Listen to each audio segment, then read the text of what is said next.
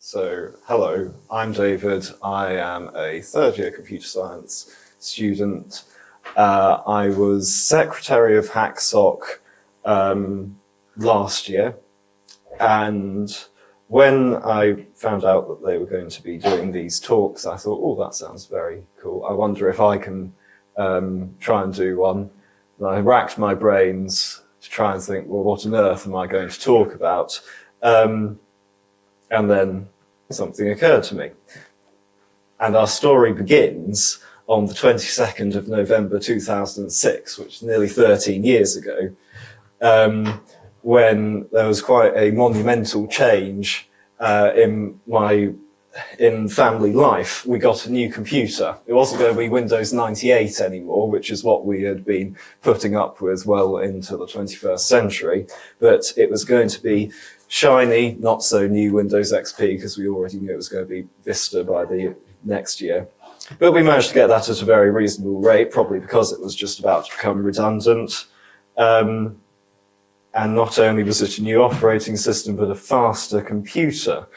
Now, for 7 years of my life, I've gone without computer games, except for a few sort of web games, including some Lego ones. I think one of my favourites was one called Lego Backlot. I'm not sure if anybody remembers that at all. It was one where you, it was a 3D game. It all came up, you selected it, popped out of the website, and you played as this person who was sort of running about on a film set, and he had to do things like find Johnny Thunder's hat, which had gone missing, and sort of pieces of cherry pie that had been flung by a special effects catapult up to the top of a film set. It was all very bizarre, but good fun anyway. But there was one time I can remember going around to a friend's house, and they had a Lego video game, and I was very intrigued by it, and I was able to have a go, and I enjoyed it a lot. And so I went home, I begged my parents, please let me get this game. And eventually they relented. I had to get it secondhand off eBay to cut down on costs, etc. So got it. I got my dad's work laptop and tried to install it, and it installed successfully, and I ran it, I created my character, and then as soon as I'd done that, it all just crashed. So I tried it on the family desktop, which was even more raging, and it crashed at the same point. And I was 7 years old, and I was very distraught. I kept trying, but nothing happened. But then, that November day, we got a new computer. And I thought perhaps it's worth trying again, so I did, and it didn't crash. And that meant I was now free to explore this whole new virtual world that was beckoning to me. And that game was Lego Racers 2. And I completed it to 100%. I loved that game. And it began a fascination with Lego video games that hasn't really left me since, although I probably don't find as much time these days to put into it as I used to. So what am I going to do for this talk? I'm going to just try and take a sort of chronological look through Lego games and just make some of my own thoughts known to you, some of my comments and general observations. As I said, I brought Lego Racers 2 in 2006, but by that point it was already 5 years old. It had come out in 2001. And Lego video games had already been on the scene for almost 4 years before that. Interestingly, they could have been around for much longer because at the beginning of the 90s, Lego were in conversation with a development company called Fairlight, and they had begun developing Linking Leroy Visits Legoland. I'm not sure why on earth they called it that, except that the main character was called Leroy, and somehow he was supposed to do something to do with linking. So this was going to be a platformer for the Commodore 64, and it was going to be a Lego spaceman exploring Lego world. Sort of quite a standard sort of platformer, really.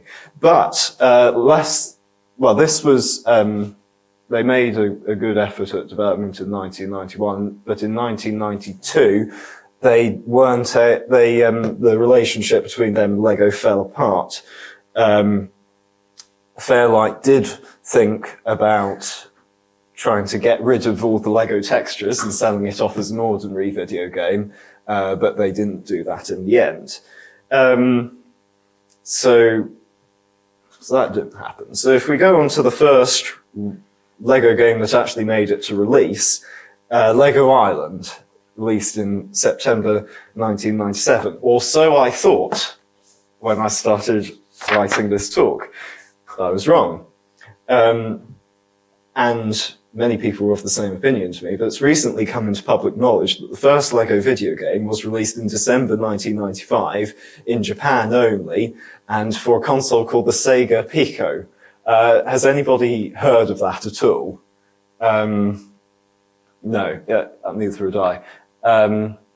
So this was the game, Lego Fun to Build, and the Sega Pico it's an interesting concept with a system. It was designed to be educational, and the cartridges had booklets within them, and you could do things like you could select the level that you were going to play by turning to a particular page in the book, which is quite an innovative idea, especially for the time. And I'm not really aware of any system which has tried to do something similar since. But yes, so that was an interesting find. But then if we go, so that game was released in 1995, and then early 1996, they announced Lego Island, as I alluded to earlier, and the creative director for Lego Island, a man called Wesley J. Jenkins, or Wes Jenkins for short, this chap. He had a very distinctive look, I suppose, greying hair, moustache, beard, and his image is quite similar to that of one of the key characters in Lego Island, the Infomaniac, who is the person who guides the player around the game, basically.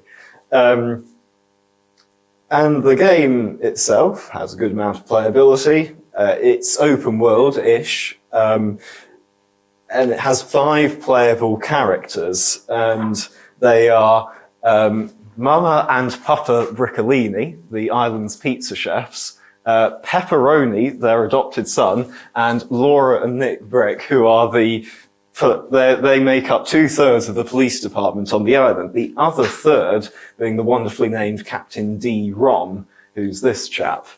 And it has 5 mini games that you can play, which are racing, jet ski racing, ambulance driving, breakdown recovery, and pizza delivery. It's all very well, all very peaceful, but there is in fact a dark secret on the island. It's not the crime-free paradise that it appears to be. Well, it wasn't in the past anyway, because otherwise why would there be a chap called the Brickster who is imprisoned on the island?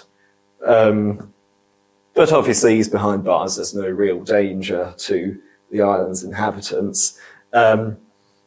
It's well known, however, that the Briccolini's pizza is so hot and spicy that it can be used to melt the bars, or the lock off the bars of the jail. So obviously they've put up a sign saying no pizza. And so that should be that should be all right.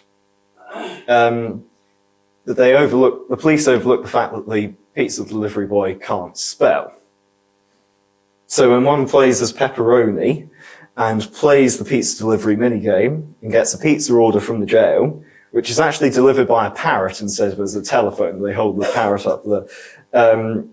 You arrive at the jail, and you see this. Yes, so no, not the incorrect spelling, which obviously means it doesn't clock in the delivery boy's mind. So the Brickster gets the pizza, he melts the lock, he steals the police helicopter, which is very conveniently placed for him right next to the jail. Excellent town planning, guys. And he steals what's called the power brick from the top of the information center, and he starts deconstructing the island, brick by brick.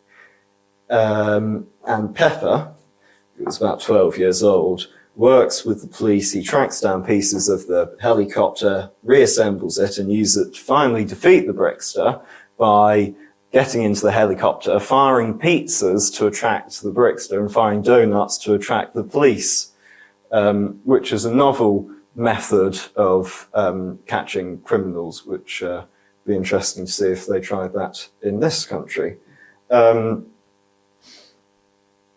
You're not guaranteed victory, though.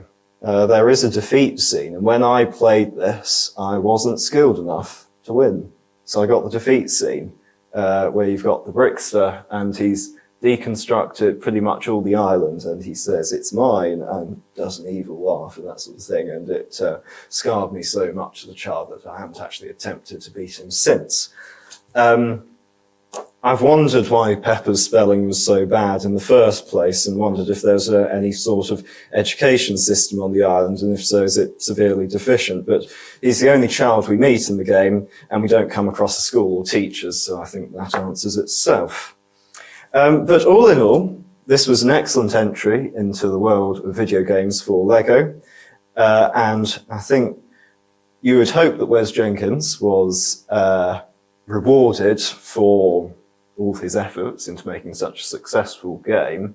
That's actually a scale model of the island that he and his wife built, and that was in the center of the game development studio. And he gave an interview, and he said his job consisted of turning up at 8:30, doing his emails. They had a very brief meeting at 9 o'clock, and then they played with Lego for the rest of the day and came up with ideas as to what was going to be in the game.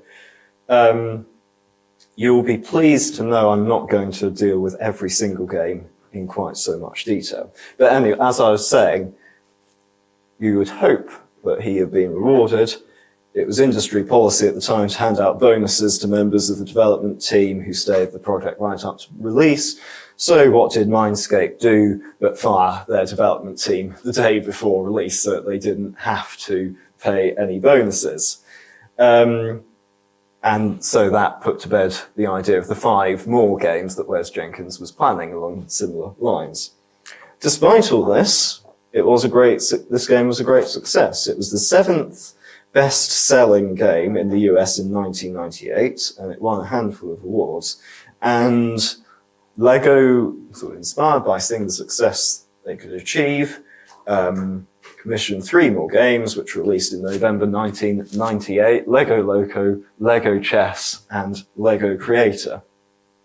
And Lego Loco, you can build your own train set. Lego Chess is just a chess game with sort of stories that you can progress using by winning chess games. And Lego Creator, you can build your own city and put down Lego people who walk around and drive around. You can even be one of the Lego people yourself and have a lot of fun. You can walk around, drive a vehicle, plant dynamite and blow up someone else's house, or other such innocuous activities. I observed that Lego Loco and Lego Creator were still in stock at the Lego store in Milton Keynes over 10 years later, and I think that's testament to what such a success that both games were. I did finally get my hands on a copy of Lego Chess about 2010. I had great difficulty getting it to work. I managed to finally get it to work on my dad's laptop, which he had upgraded by that point, under Windows XP mode, and then some of the graphics didn't work, so you had sort of textures missing and that sort of thing. Very peculiar. Now, the the late 90s weren't perhaps such an enlightened time as the one which we presently enjoy, and Lego tried to branch into games that would appeal to girls instead of just what they'd already released.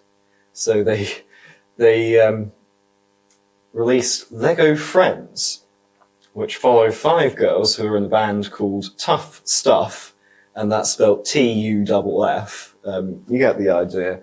Here are some screenshots. Enough said, really. But 1999 wasn't such a bad year for Lego video games because they released 2 of the absolute greats, Lego Racers and Lego Rock Raiders. Lego Rock Raiders is based on an alien planet. You've got a stranded team of scientists who are trying to mine enough energy crystals for them to power up their spaceship so that they can return home again. And these 2 games are the first time that Lego released anything on multiple platforms. So not just PC, they also released Lego Racers on Nintendo 64 and PlayStation, and Rock Raiders on PlayStation. And Rock Raiders, the interesting thing about the PlayStation version is that it's completely different. It's not a real-time strategy like that. You actually control a single person exploring caves. And the even more funny thing is that the PAL and NTSC versions of the game have completely different levels. I haven't really worked out why that was. I can't see why there would be any cultural differences or issues about going around caves, but there we go. 2000 was a productive year for Lego. Legoland, 2 Lego My Style games, which are sort of educational, one for preschool, one for kindergarten. Lego Alpha Team, which has become infamous for not working on modern systems. Lego Stunt Rally, and Lego Creator Knight's Kingdom. That was the first sequel game that they ever made. Legoland has quite a fantastical plot. It's all about this chap called Professor Voltage, who there's a time travel experiment that goes wrong in the Legoland park, and he has a duplicator race, so he travels throughout time, duplicating various things which can now become attractions for the park. And then in the final level, he accidentally clones a T-Rex, and it's unleashed on the park. But in deference to the classically liberal ideas of free market capitalism, as soon as you turn over enough of a profit, the T-Rex promptly stops its rampage. And Lego Media at this point changed their name to Lego Software. And then we come into 2001, the first year of the 21st century, and it brought with it 2 sequels to 2 successful games, Lego Island 2 and Lego Racers 2. And as you can guess, I have an enduring soft spot for Lego Racers 2. Lego Island 2, not quite so much, I must admit. Perhaps one reason was the extremely long loading times. When you select new game from the main menu, it takes about 3 minutes before it actually manages to load the world. The whole game is an unoptimized mess, actually. Almost all models, collision files, and textures are duplicated for every single level that they appear in. And there's two examples of how unoptimized it is. This is courtesy of the Rock Raiders United user James. In one mini-game, there are 2 completely identical switches. Instead of just using one model, there are 4. Switch A on, switch A off, switch B on, and switch B off. It gets much worse than that. There's a mini-game where you have to fly through an asteroid belt. All 235 asteroids have separate assets. This is despite the fact that 66 of them are copies of asteroid variety A, 70 of them are copies of variety B, and 99 of them are copies of variety C. It gets worse. Variety B and C are identical. You could have had 2 models loaded instead of 235. But it didn't occur to them. No wonder it takes such a long time to load. And another interesting thing that LEGO did in 2001 was LEGO create Harry Potter, which was the first LEGO video game to be based on a sort of licensed property. More on that later. Another game that was released that year, LEGO Bionicle Quest for the Turf, the Game Boy Advance. And that actually reminds me something about LEGO Island 2 again. There are separate Game Boy Advance and Game Boy Color versions which differ immensely instead of there being a single handheld version. But anyway, back to the Bionicle. They wanted to release another game in 2001, which was going to be LEGO Bionicle, The Legend of Matanui. Now, there are a few things that cropped up during the development of this game. Firstly, a great controversy due to the borrowing of words from the Maori language, New Zealand, for various things in Bionicle, such as, for example, the word Tuhunga, which in Maori refers to an expert in a specific field, but in Bionicle refers to an ordinary villager. That was felt to be an immense slight upon the Maori people. Eventually, LEGO backed down over it, and they removed several words from Bionicle and from games based on Bionicle. But that wasn't the only issue. The second was violence and combat. Not so much in the real world, but in the game. LEGO was increasingly worried about having characters that were violent in a game that carried their name. And in fact, following the 9/11 attacks, LEGO demanded that all violence be removed from the game, which was rather difficult for a game that revolved around defeating infected creatures. There was going to be violence. And the third issue, which was probably the worst, was that despite the fact some developers were working 70-hour weeks, Sapphire, the development company, was behind on paychecks by about 6 weeks. And in October 2001, the game was cancelled. But that wasn't the end of the story. Some fairly complete builds had actually been released for testing.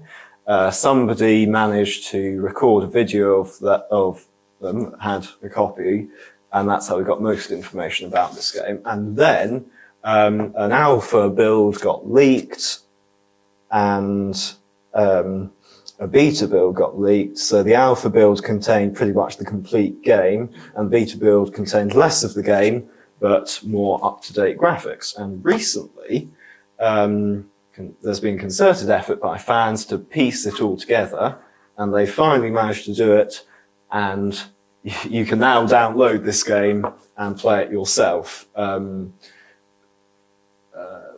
About 18 years or so after it was cancelled. I must get round to playing it sometime. 2002, LEGO Software changed its name again after a year to LEGO Interactive. They released several games, all of them without, well, I say all of them without LEGO in the title. I've just noticed that that's incorrect because there is one there. And those were Football Mania, Iron's Extreme Stunts, Drone Races, Bionicle Matoran Adventures for the Game Boy Advance, 2 licensed games, LEGO Creator Harry Potter, and Galidor Defenders of the Outer Dimension. Now, what on earth is Galidor, you might well ask? It was a short-lived children's science fiction television series. LEGO made a line of toys based on it, and also that game.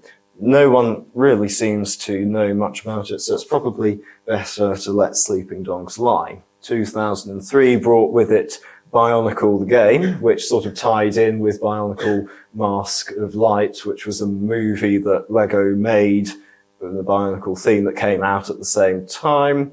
But that was the swan song for LEGO Interactive, really. The only one of the games released under the Lego Interactive title that had actually received positive reviews was Island Extreme Stunts.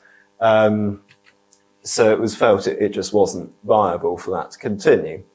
After that, there was a couple of games that were released, this time by external publishers for Game Boy Advance, so Knight's Kingdom in 2004 and Bionicle Maze of Shadows in 2005. But in 2005, there was, of course, released a game that was pretty seminal, really, in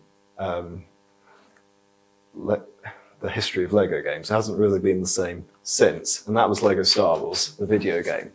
Interestingly, they actually released this a month before Episode 3 came out, so I'm not quite sure how they managed to get so much of the details of Episode 3 into there.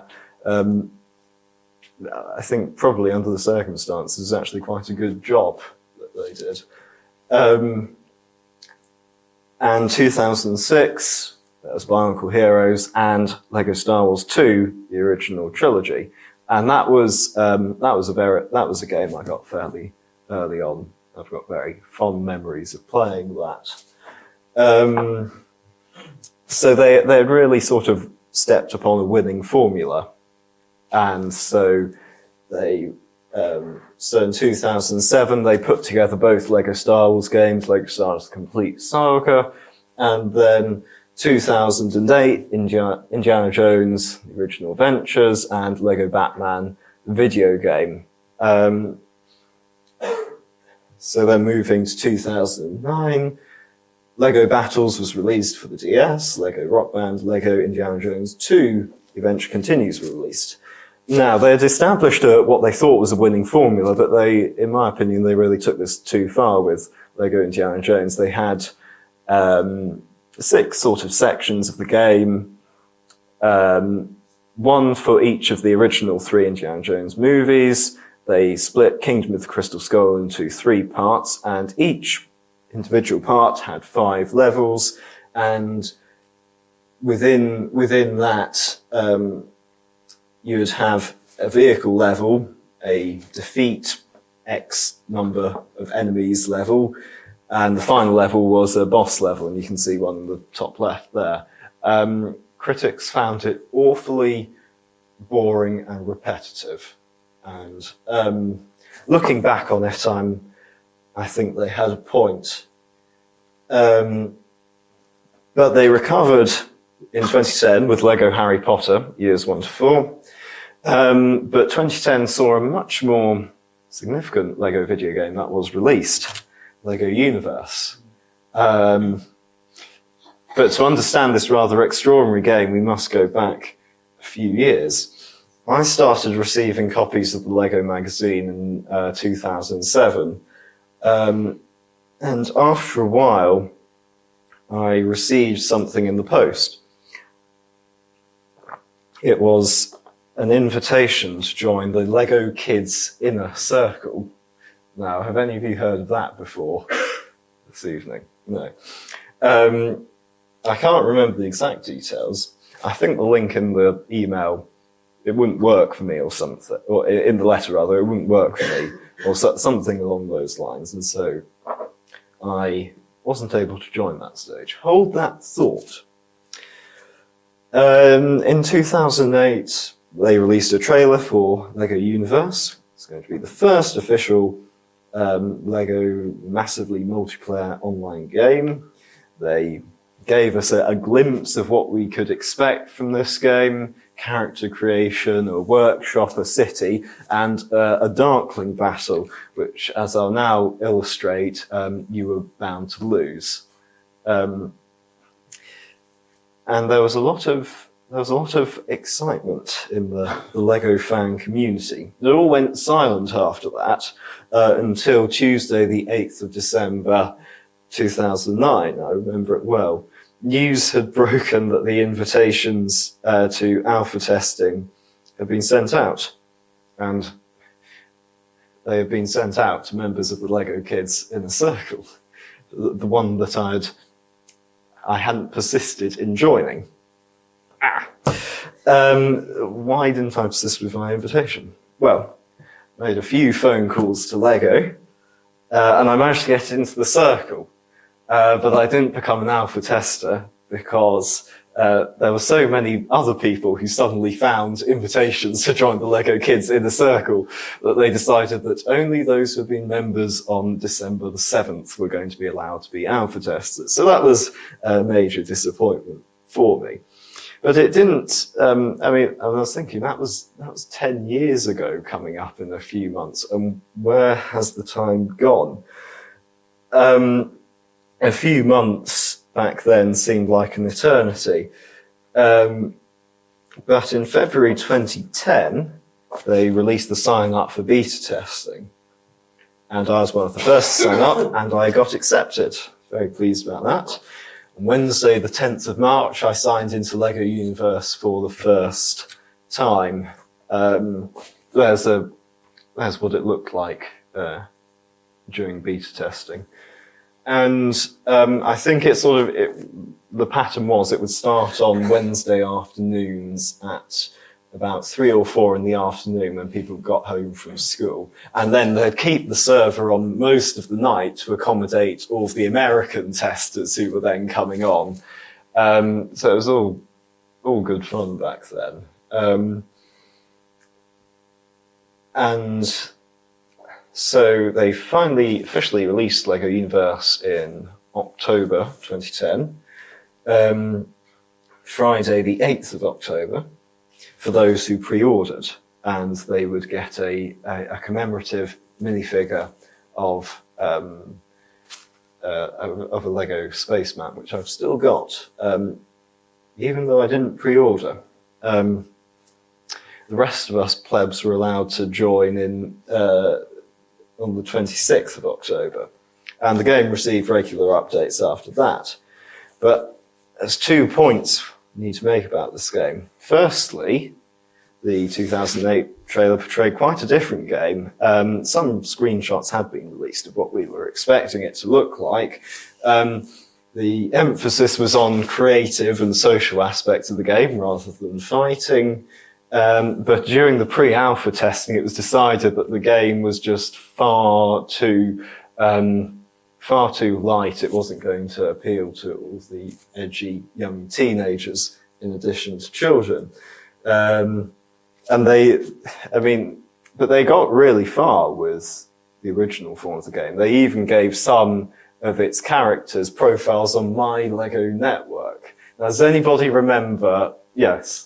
I thought there would be at least one other person who could remember My Lego Network. It was basically a little children's social network on the Lego website, and some of the profiles were for official Lego characters. It was almost as if your Facebook friend was whoever.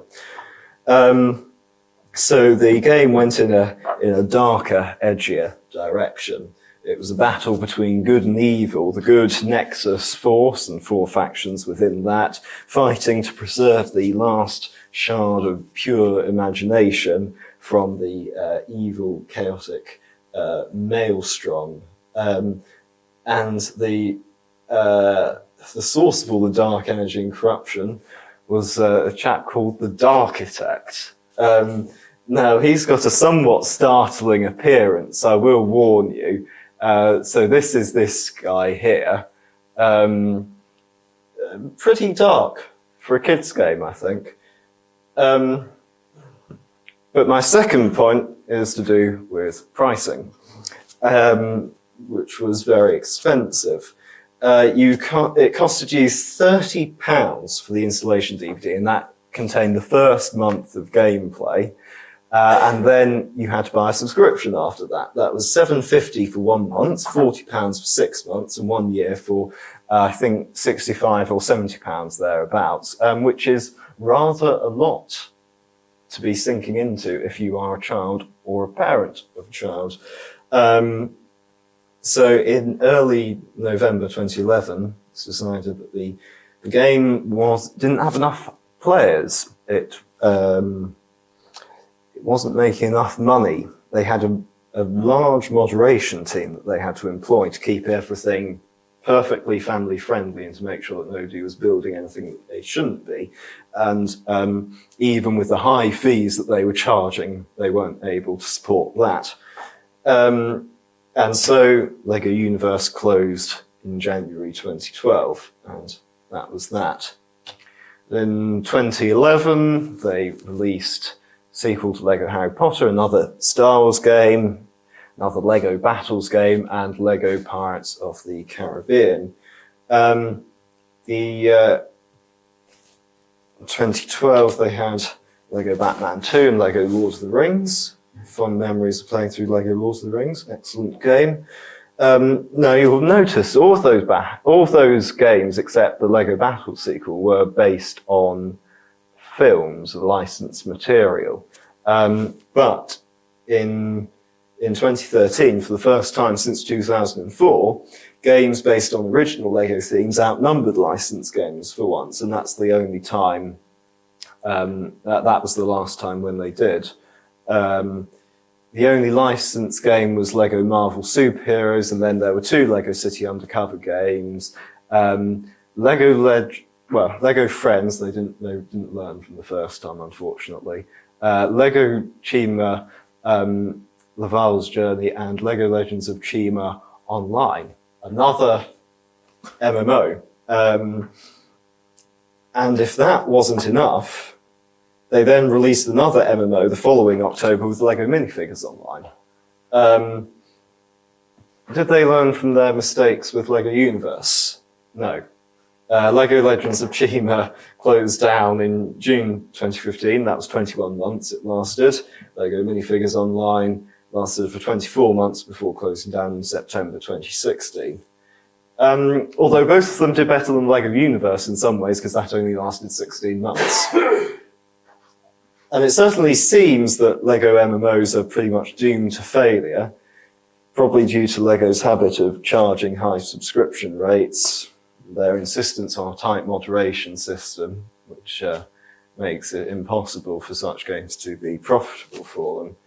Time will tell whether they ever manage to release an MMO that succeeds, but I would not be surprised if they're very wary of ever going down that way again.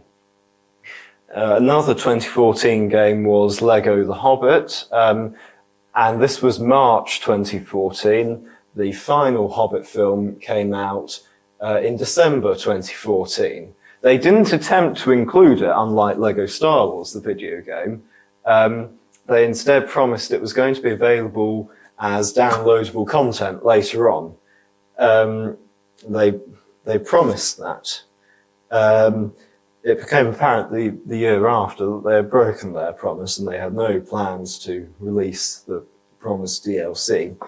Reviews of the game have plummeted since then, actually, so much so that Warner Brothers actually pulled it from retail on New Year's Day this year. So that wasn't the finest hour for Lego games. I'm drawing to a close now. You'll be very relieved to hear. Here is a list of games we haven't mentioned yet, of which I want to just briefly talk about 2 of them.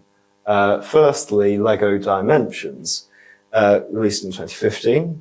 Lego's first venture into what's called Toys to Life, where you buy the initial game, which has sort of scanner type thing, and then you can buy little sets, and then you can sort of scan them in, and that unlocks characters within the game.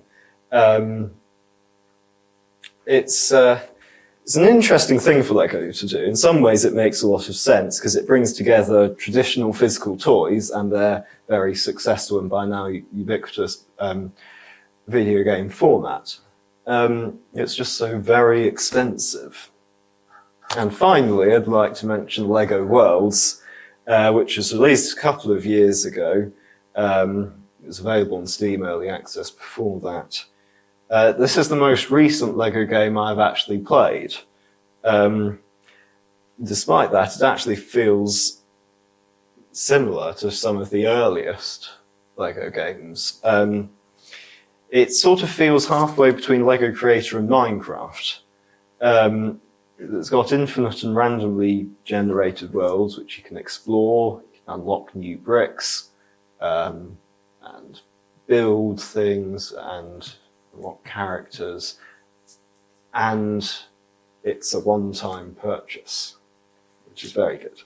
And I think with infinite and randomly generated worlds to explore and to build onto your heart's content, I just wonder whether that's really what a Lego game ought to be.